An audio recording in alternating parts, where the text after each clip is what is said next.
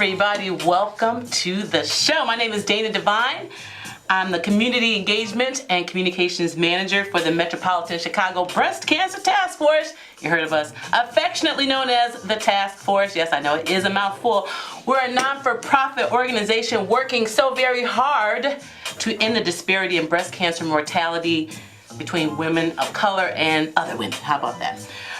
If you need a mammogram, or how about anybody you know may need a mammogram, sister, auntie, neighbor, mother, uncle now, then guess what? Here you can call 312-942-3368, or you can go to the website www.chicagobreastcancer.org. Go ahead and get that. Take a picture of the screen with your camera. There are lots of ways to get that information, but write it down. So after 10 years of working hard, the Metropolitan Chicago Breast Cancer Task Force has helped Chicago lead the nation in reducing breast cancer mortality, the rate for African American women. That's a really good thing. However, a recent study published by the task force shows that breast cancer disparities are highest in women under 40 and women between 40 and 49. Right here in Chicago, African American women under 40 are 157% more likely to die of breast cancer compared to white women. Did you hear that number? 157%. Write this number down. Again, 312-942-3368 or www.chicagobreastcancer.org. All right. Now listen, we're moving from awareness to action. Ladies, don't deny, verify. We are in the third quarter of the year. We've been talking about taking care of your health since January, and we are almost out the year. So by now you should have scheduled your mammogram if your birthday month happened between January and August. If not, let's get on that phone and get that going. Don't deny, verify. And you know that first of all, do you know that the lines are open 312-738-1060 if you need to call in. If you or someone you know is underinsured or uninsured or unsure, we can get you a free screening mammogram. So we're live, we're calling in, whatever you feel like you need to discuss, I'd like to talk to you about it. We have a very important engagement coming up November 10th. It's one of our big events that we have here at the task force. It's our Beyond October event. Please save the date. It's family fun. It's free. Community event. It's designed to promote a healthy lifestyle and lifestyle choices. Lots of great information on breast cancer and other health topics. If you need your blood pressure checked or a free flu shot, you can come for the food, you can come for the dancing. Lots of prizes and raffles throughout the day. The grand prize, I think, is a 50-inch television. And there's something for everyone at Beyond October, men as well. And I just say that because another friend of mine was diagnosed male with breast cancer last week. So hey, listen, it's knocking on everybody's door. So there are activities, there's the Men's Health Corner, the activities for kids, health screenings, education sessions, lots of music, and my favorite four-letter word, it's free. So make sure you put this date on your calendar today. Event registration is available on our website, and if you want to volunteer on this day, we love volunteers, you can also volunteer by stopping by the website, chicagobreastcancer.org. So, you got it? Write it down, November 10th, Beyond October at IIT, 10 a.m. to 2 p.m. We'll talk about this again next month. The Illinois Institute of Technology's Herman Hall in the Conference Center in the 3rd Ward. Speaking of the 3rd Ward, today I have a very special guest who is the alderman of the 3rd Ward. Ladies and gentlemen, put your hands together for Alderman Pat Dowell. The beautiful Alderman Pat Dowell. How are you? Well, this afternoon. How you doing? Hey, great. You look fabulous. Thank you. Good to see you again. You know, they say don't look like just story you've been through. You say, it is good to see you again. Good No, to they see say you. good to be seen, right? Yes, instead of not seeing. Exactly, instead of not seen. So Alderman Dowell, I know a lot of folks know something about her. I'll tell you a little bit about her. She was elected to the 3rd Ward as the alderwoman In 2007, she was a significant catalyst for the rebirth of the historic Bronzeville community, and that happened in the 1990s. And I'm a Bronzeville resident, so I'm really happy about what is going on in my neighborhood. She has an extensive background in urban planning and community development. It's no mistake that she's there. She won the Burnham Award for excellence in planning, and I like that. I'm not doing the whole thing today. She said, stop right there. But most important, I'm going to tell you something about Alderman Dowell you may not know. And she's going to talk about this here with us today. She is a breast cancer survivor. And thank you for coming on and telling your story and just being a part of this, because, you know, this isn't an easy seat to sit in. But my first question to you is, how long have you been a breast cancer survivor? Well, you know, Dana, thank you for allowing me to talk about it. This is really the first time that I have publicly talked about this in like a broad medium like this, where people can really hear the story. I was diagnosed in 2007, actually 2 days after the runoff election. And I just happened to be at home. I had taken a shower and I said, let me, you know, do a self-breast exam, right? And I felt a lump and was surprised that I felt the lump because I hadn't been doing screenings. It had been like 2 years since my last mammogram. I had really not been taking care of myself. So when I found the lump, I ran straight to the doctor and found out that it was cancerous and that I had breast cancer. So you had not been screening? Well, I had, you know, those initial screenings that you get in the early years when you first, as a woman, start getting taking mammograms. But I would say since about 2004, 2005, I had not been taking my yearly mammogram, nor had I been doing self-exams, right? I was just living my life, like most of us. Going to work, taking care of my community, my family, and not paying attention to what was going on inside of my own body, right? You run to the doctor when you hurt or when you have an emergency, but in terms of just doing preventive screenings and preventive testing, I wasn't doing any of that. So I was shocked when I found the lump, but I knew right then and there that I needed to get in to see the doctor. That's what forced me to go see my breast doctor. So you got the information or the news. Do you remember how you got that call? Yeah, it was actually a message left by my doctor on my house message, you know, at home, and I called him, and he wanted me to come in for an ultrasound so they could do more testing to not just look at my left breast, which because it was a problem in my left breast, but also to look at my right breast as well, to take a biopsy of the right breast just to be sure, and to complete the testing. And I was on pins and needles for from the testing from into the the call. testing into the call, Yeah. right? Because, you know, obviously the mammogram shows you a level of what's inside, but to really know, you have to go through that ultrasound and the biopsy. So I was on pins and needles, and I do remember that call. Yeah, right. I remember the heat that kind of went shh when she said, "Miss Went, you are positive for breast cancer." I do remember that.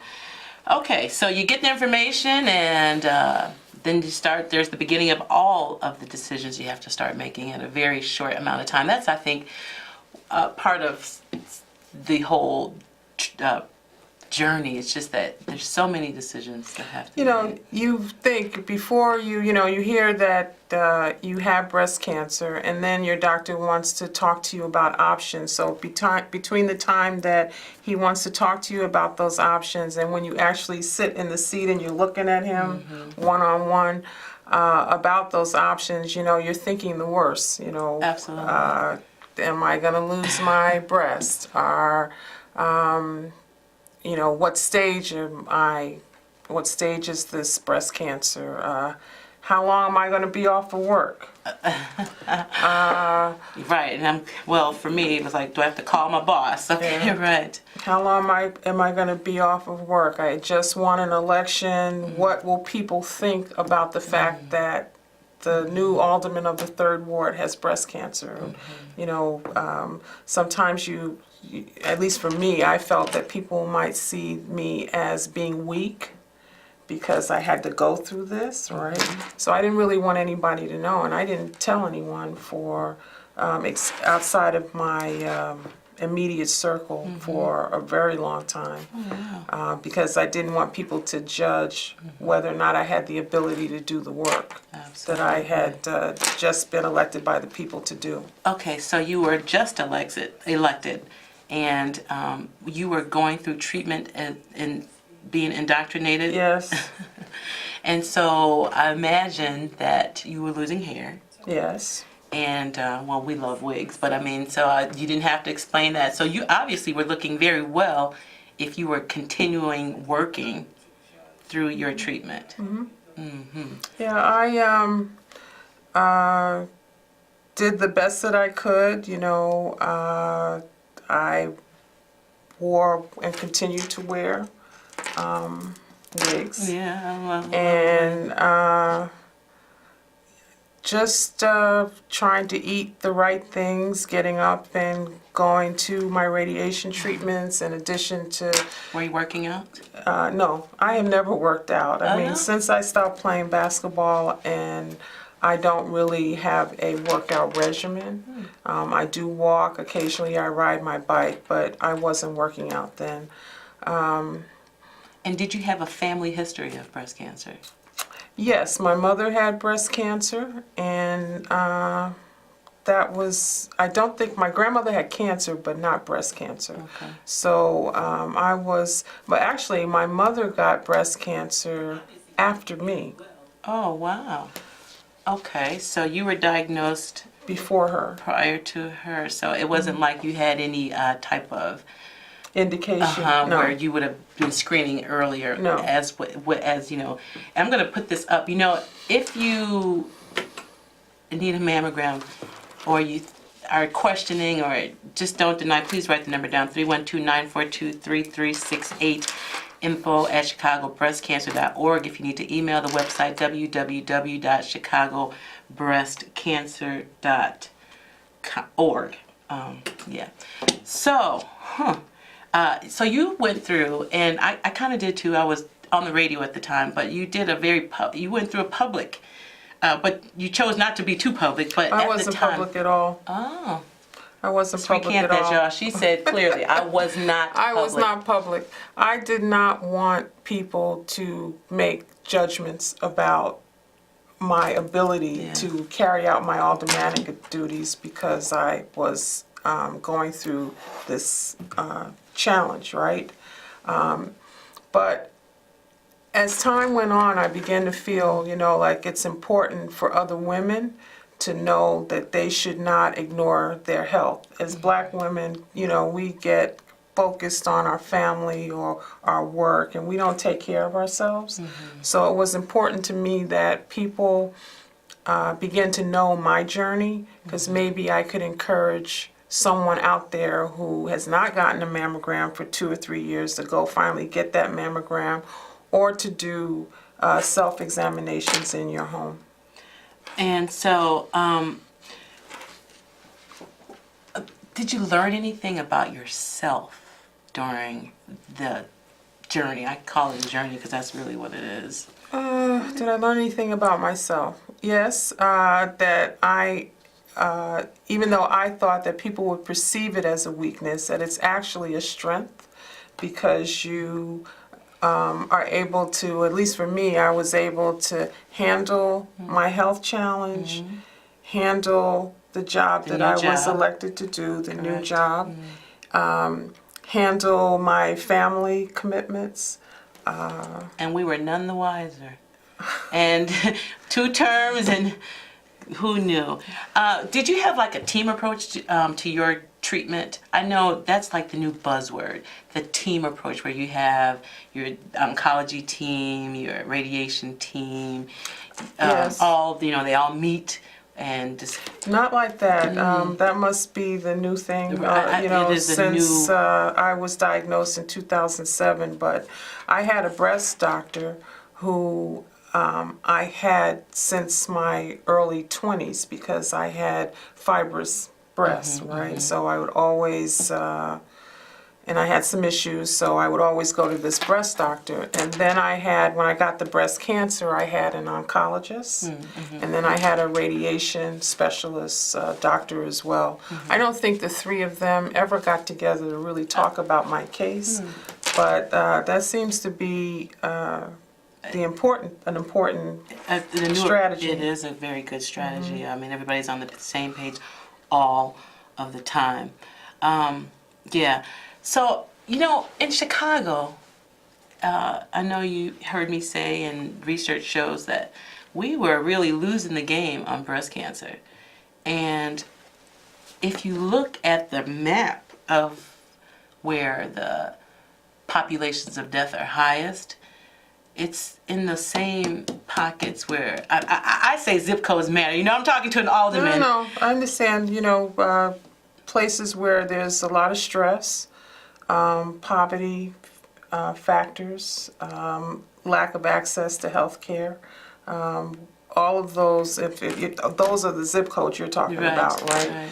And I think that's one of the reasons why I thought it was important for me to begin to speak out more about this, because there are a lot of women who are neglecting their health or don't know that they can now get free mammograms, or don't know about various options. Like, you know, there are strategies that are less invasive to very invasive strategies. And I've been surrounded by people, I mean, I'll call a couple of names. Well, I don't know if I should put their business out there, but I had some people give me books to educate me about what I was getting ready to go through. And I've shared that information with other women who have come after me. So we have to pass that knowledge on. Yeah, yeah, absolutely. And so, you know, the young women are the target that they're at the most risk right now. Our young sisters under 40, and unfortunately, you know, their chances of getting an an order for a mammogram are just slim to none because you're under 40. So I think for the young women, the message is very clear that you have to know your risk factors. Make sure you find out who in your family may have had breast cancer before you, so that you may need to start screening at an earlier age. That's very, very important. And you need to know your risk factors, know your own breast.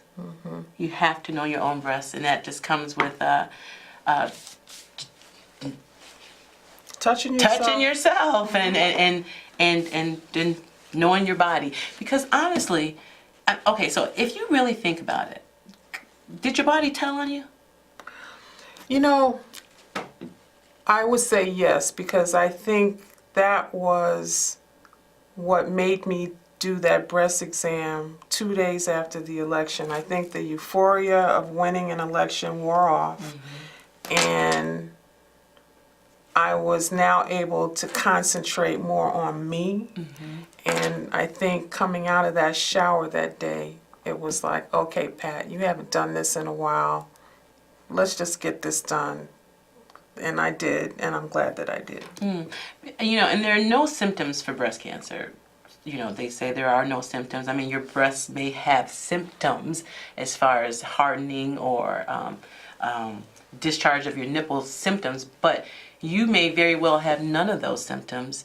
And but for myself, when I think about it, right, I had one lymph node involved under my right arm from my right breast, and I just no better way to say it, like a BO under my arm that would not go away, right? Just wouldn't go away. I could scrub it up, it would not leave. And after my surgery, like, I don't even know how long, I noticed that it was I didn't smell that anymore. I had smelled it for like a year. Wow. Yeah, so asking my doctors about it, of course they said, well, there's no, there's nothing that corroborates that story. But I just believe, know your body. Yeah, I just felt just something just wasn't right. Something just wasn't right, and that's all. That's the only way I can explain it. I can't say that there was a pain or I had lymph nodes involved too. That there was a pain or my arms hurt when I lifted my arm. I mean, there was no signs like that. Just a simple breast exam. Wow. And I ask this question. I try to ask this question to most of my guests, and I'm surprised at the answer every time. Can you recall experiencing anything traumatic 2 years prior to your diagnosis?